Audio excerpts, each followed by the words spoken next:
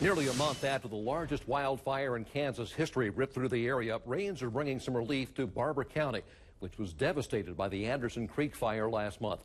While grass is starting to grow now to replace the burned land, farms that were destroyed are still a reminder of the destruction. J.D. Good brings us the story of one such farm, a story you'll see only on Eyewitness News.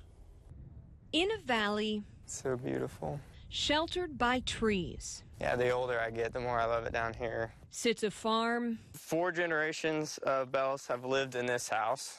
That has stood the test of time. It's been in the family over 100 years. The house was a little over that. That house reduced to rubble after a wildfire that came too quickly to stop. I thought we still had a few, maybe 15, 20 minutes. We didn't. We had maybe 5 minutes. The fire kind of jumped the creek over here, came up through the garden, and then had burned itself around the house. Andrew Bell and his dad Will were here that day, nearly a month ago. We tried our best to protect it, but a 30-gallon sprayer is not not really qualified.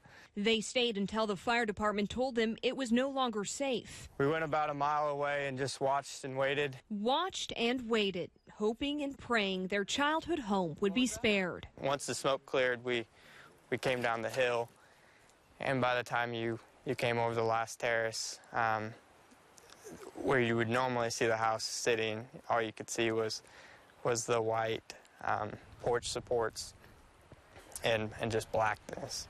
And I looked at Mom and I said, one of the hardest things I've ever said to her, I said, Mom, we lost the house. But like the grass now growing in the ash, it's just fitting to rebuild. Kind of gives you some hope, something to look forward to.